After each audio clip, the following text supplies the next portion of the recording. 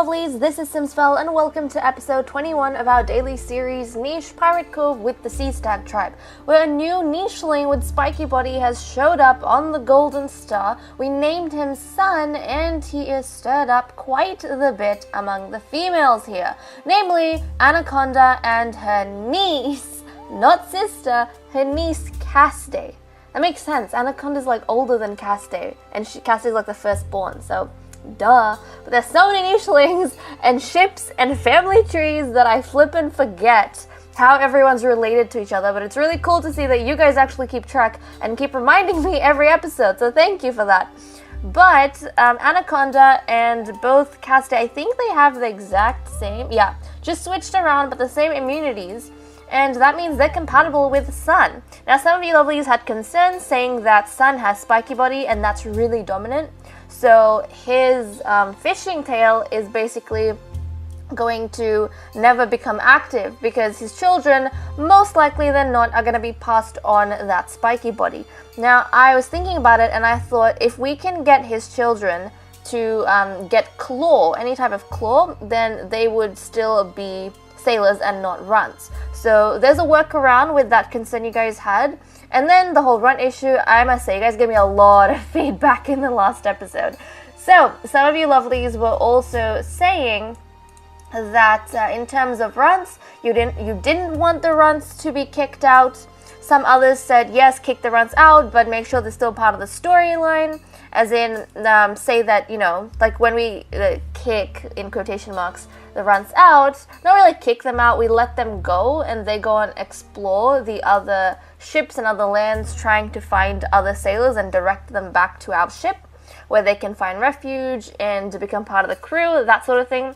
And some of you guys were, like others still, were saying that we should basically let go of the runts that don't contribute genetically to the tribe. Like if we can't pair them up with anyone, then we should let them go instead of wasting space. But if they can be paired up with someone like Sand and Clam, then we should go ahead and keep them and send them off to whoever they're supposed to be mated to. And on the topic of Sand and Clam, one of you lovelies actually told me like a bit of information that ended up sounding really adorable in terms of like the coupling thing we've got going on. So where's Sand? Okay, Sand's down here. I was very concerned for a second. But you guys, one of you lovelies, I think it was Trinket? I apologize if I got the wrong person, but Trinket's been doing a lot recently. Okay, one of you lovelies let me know that you saw like a 3-minute video on how pearls are made or something. And apparently, sometimes, very rarely, but when Sand irritates Clam, right? This is like in real life, okay? When Sand irritates Clam, they make like, normally I think when Sand irritates oysters, they make a pearl. But sometimes as well, when Sand irritates clams, they make a pearl. So, I thought it was so cute. And it suddenly became a love story. And I thought, you know what? This has to be. I can't not make them a thing. Now that you guys told me that, I can't not make them a thing. It's like they're meant to be.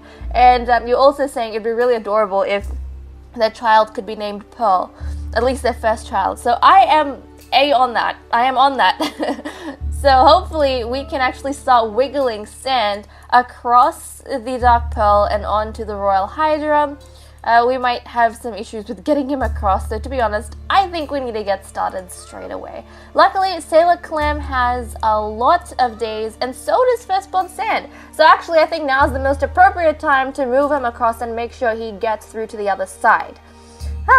All of those exciting things. Now let's get into the episode. That was a lot of explaining, I apologize, but you guys just had so much to say, and I had to address as many things as possible. And you lovelies were also saying that you would be really excited for Anaconda and Sun to potentially go on to this ship and start a new ship of their own, which I am kind of on board for.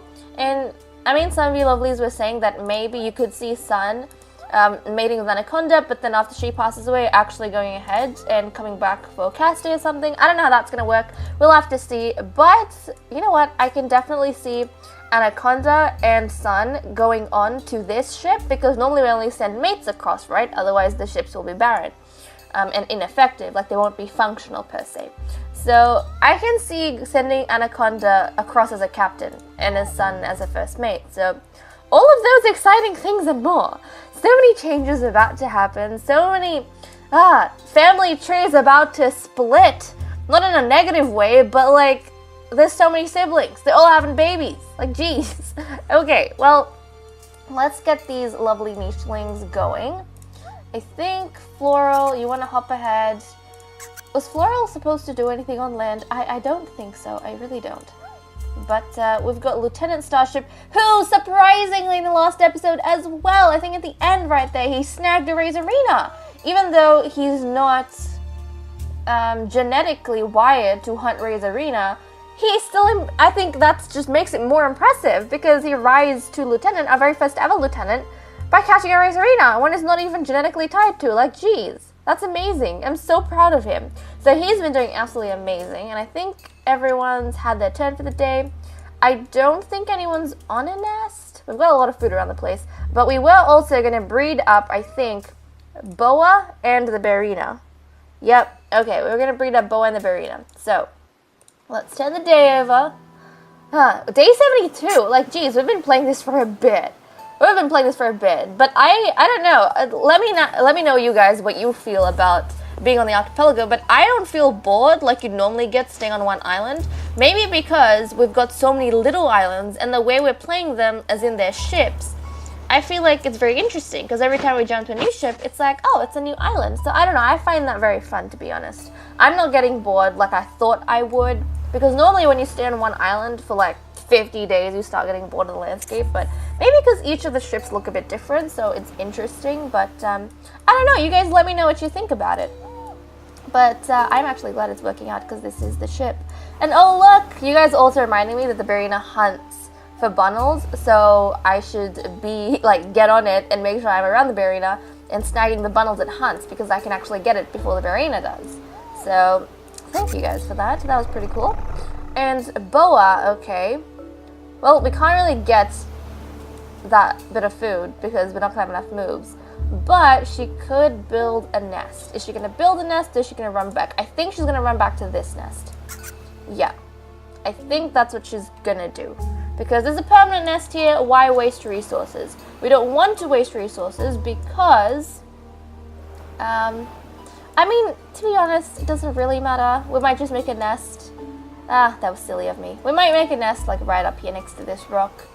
Who cares, right? We're clearing grasses anyway. We're gonna have, like, a billion grasses to make nests out of. Nesting materials. There we go, that's what I meant. So, yeah, maybe I'm just being too sensitive. Yeah, I think that's the case. Okay, so let's get... Oh, yeah! Damn! I was supposed to get Mackerel next to Boa because we're gonna release Mackerel. Right, because he was one of the runts we were talking about, and we said he's not really contributing anything genetically to anyone, he's not helping out. At least if they breed, they're doing something, you know? But since he is not, we don't really need him, and we need to make space, so I was thinking we would actually release him. And then we can make space for the other children to be born. So, I'm on board with that. I am on board with that. So, are there any fish? There aren't. Huh. There's a Razorina, not that we can get him, unfortunately.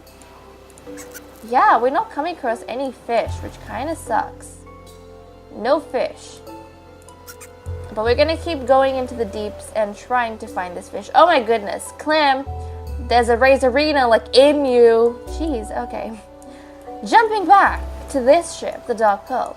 We have a friendly Barina, who is all set for Reef to breed with when the time comes. Sand, who can't do much, actually needs to start making his way across. Probably say hello to Reef. He's never been too close with her, to be honest. But he has been close with Reef's younger brother, Tuna. So, I don't know if he said bye to Tuna, to be honest. I think he's just going off to that side because why would he leave? I mean, yeah, he could find. Maybe there's talk of a female, like a beautiful female on this ship. I don't know. Why do you think Sand is going? Because of course we know why he's going. He has to breed with he has to breed with Clam. But why would he be going in his story? What's his reasoning for leaving? I don't even know if he said bye to Tuna. He didn't even say bye to Tuna. Jeez. Okay, but he is leaving nonetheless. He has met up with Reef, exchanged some words with her. I don't really know what he said, but he's gone ahead and said something. Now, there's no cracking ability between these, but there's some berry bushes you can collect from. So Reef is going to keep an eye on this Berrina. Yeah, she's going to be keeping an eye on it because that's set to be her mate when it gets a little bit older, hopefully. If not, then she'll have to just mate with her brother Rattle, which she can produce a healthy offspring with, but we don't really want to go ahead and do that. And oh my gosh, so many nuts. We are loving these nuts, are we not? Loving the nuts, collecting some berries, hop out of the water for a second when there's resources. This is like the abundant part of the Dark Pearl, as we've discussed a billion times, but hey, I love this place. It's amazing. And Sailor War is old enough to start destroying bushes. How exciting! He can help out with the food resources. We've got some new mutations we've unlocked. What have we unlocked? We have got... Oh! Tailfin! We've never had Tailfin. Huh. I kind of want to play with that. We've never had Tailfin. So... is Tailfin like a hind leg, or is a tailfin... I don't know, guys. You let me know if you know down in the comments below. But is a tailfin a hind leg, or is that a tail? Like, I don't know. I would assume a fin is part of the hind legs, you know? Because no, it replaces the hind legs. Or if it's like a tail because it's a tail fin. I don't know. Let me know. I have no clue what's happening. Okay. Everyone on this ship has moved to wherever they're supposed to be progressing. And I think what we want to do, guys, I think we're going to move Anaconda and Sun to their own ship. I think we're going to do it. Yep, I think we are going to do it. So, we need to get... Anaconda doesn't have that many days left, so I am literally just going to ignore... She's off to the other ship! Oh, geez. Okay, well, Sun is going to be waddling a little bit. So let's get him into the water, and let's get him to go a little bit quicker than he's going right now. I don't know how that helped. That probably didn't. I probably made the journey even longer. But we're going to try and get him over to that side, so hopefully they can have a few offspring on their ship and start helping out everyone there. And Cafte, you need to get this bit of meat. Thank you very much. And I think I'm going to get Cafte to jump back. Actually, no, I want him to be in the water. If anyone, I think Floral should jump up on land. So Floral is going to take her daughter's place. I think she would have said bye to her daughter. I mean, to be honest, I think Floral would have actually advised her daughter to go with Sun because numbers are getting a little bit tight in this little ship. To go off with Sun and start having children of their own and occupying this ship over here. I think Floral would have made that decision, or that given that advice to Anaconda. Because I think she sees potential in these two. And that way, at least her and Cafte have space to have a bit more, like a few more children. So I think that's what we're going to do. That's just the right way to go about it in my mind for now. So we might look into that. Once Sun is over, we'll see. Floral is actually... Yeah, oh yeah. For a second I was confused. Actually, what am I saying? I keep saying this. Anaconda is not Floral's daughter. Anaconda is Floral's older sister. Jeez, okay. Anaconda is actually younger than Cafte and older than Floral. But I still think because Floral has more experience, she would give her sister a little bit of advice. Someone who's been hanging back and serving the Golden Sun really well and saying, you know what, I think that you should go occupy this ship and make it your own, basically. You have potential to be an amazing captain, and you should go ahead and do that. So once these two nichelings are over on that side, we'll give them their titles. But I think while that's happening, Floral is actually going to go ahead, take over Anaconda's position on the Golden Sun. Not the Golden Sun, the Golden Star. What am I saying? To go ahead and try and clear these grasses and help out Caste. Because Caste has been doing a great job. I'm trying to snack food and also clear the grasses here. But it's a little bit of a struggle when you've got bundles as well. So it's easier when you have one nicheling working on the food, one nicheling working on the grasses on land. Okay, Oh, yeah, okay. Starship, I have not forgotten about you. I have not. Don't despair. Simsfell is here. Okay, so everyone's moved for the day. Look at how many bundles we have. There's so much food, so much abundance. Okay, so we need to make sure we move Mackerel out. Right? Mackerel's gonna be going. Mackerel. And we're not saying we're kicking him out per se. What's happening is Mackerel is gonna go. Either keep an eye on this ship from the shadows, or he's going to be basically, I think when we send the runts out, we're recruiting them for, again, another social cause, because like I said in the rules, they can't actually physically do anything except for go ahead and do social things. So if they're doing something that's to do with another nicheling, that's allowed. Like I think we said breaking a nest is okay because that's to do with a child, mating is okay, taking leeches off is okay because that's all to do with other nichelings. And in all honesty, if we let them go like this, then because they're not being babied all the time, they actually develop new skills. So like with Mackerel, he can actually collect, right? But he can't collect and crack in the tribe because he doesn't have fishing. However, if he's on his own, he's going to be able to develop those skills because he'll be forced to feed himself. He's not going to have the crew to help feed him. But at the same time, if he finds any other sailors or anything, he's going to direct them back to this ship. So that's what we're saying is happening. So Boa, we're going to make her an alpha. We're going to make Mackerel go. I'm sorry, Mackerel, but that just had to happen. That just had to happen. And then we're going to get Boa, I think. Boa, you can hop a little bit more. So we'll get it to hop once more. Yeah, I think we want her to be closer. We'll just get her to build a nest here. We want her to be closer to the grasses because she does actually have to work on that as well. So we don't want her, to lollygag too much. Right, okay. So, Clam, I'm not going to send you that way because you don't have enough fishing.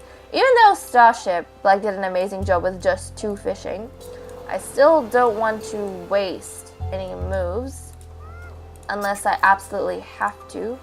So let's not do that. Golden. We'll get Golden to move along here to see if we can find anything. Things have been looking very barren in the seas of the Royal Hydra recently, which I have noticed a lot. It's looking very barren. Okay, and Sand, he's making his way happily across. And there we go, look at that. I think, for whatever reason that he's come to this side, once he has reached here, he sees someone peeking through, he sees these giant ears peeking through the sandbars down at the bottom. And I think he'd be very intrigued by who that is. What is it that can be so deep in the water and not be a fish? He'd be very intrigued. He can see Golden from here, but he's very intrigued by this nicheling particularly. So I think he would be very fascinated with her and obviously immediately fall in love with her as soon as he sees her. That's just my opinion. But yeah, we've got that going on. And then Reef, where did that Barina cup go? Okay, it's right here. That's fine. You can't collect nuts or anything. Huh, that kind of sucks. Well, you're going to try at least digging something. Oh, there was a bundle right there. Well, you're going to try digging something up at least. And make sure you keep an eye on him constantly. On this side, oh, there's so much bundles. Okay, we're going to get War to jump on that bundle, snag that bundle. There's another bundle, but he can only have 2 moves, so that's fine. And then we'll get Tuna to collect some of these nuts, which they've been doing really well with, and snag some berries. And then Rattle is going to jump this way. There's more berries to snag along here, so they're doing an amazing job. I think during this time, oh, look at Starship, that's so cute. Starship was looking at these 2 nichelings. Aw, this is the closest he's been, the first time he's seen nichelings on another crew. So I think he'll be very fascinated. But and they likewise would be fascinated to see a nicheling that deep underwater and not drowning. But I think this is a very important time where Tuna is actually, for the first time in his life, becoming quite close to his older brother Rattle.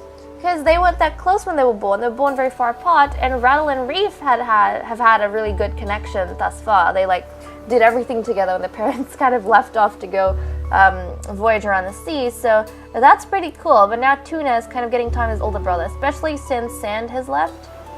I don't know whether, I don't think he knows Sand is going to be leaving their ship. He probably thinks Sand is doing whatever he's doing, where Sand was originally born, somewhere around here. I think on this nest. Yeah, where Sand was born. He probably thinks Sand is just going around doing some stuff. Probably doesn't know Sand has left him for good. He would probably be very, very, very sad, I think, because he does have affection for Sand. But at the same time, he's getting close to his older brother, so that's not really at the forefront of his mind. So anyways, with that said and done, guys, I'm going to leave off here. Thank you so much for watching. I hope you all enjoyed, and I'll see you all in the next episode. Bye-bye.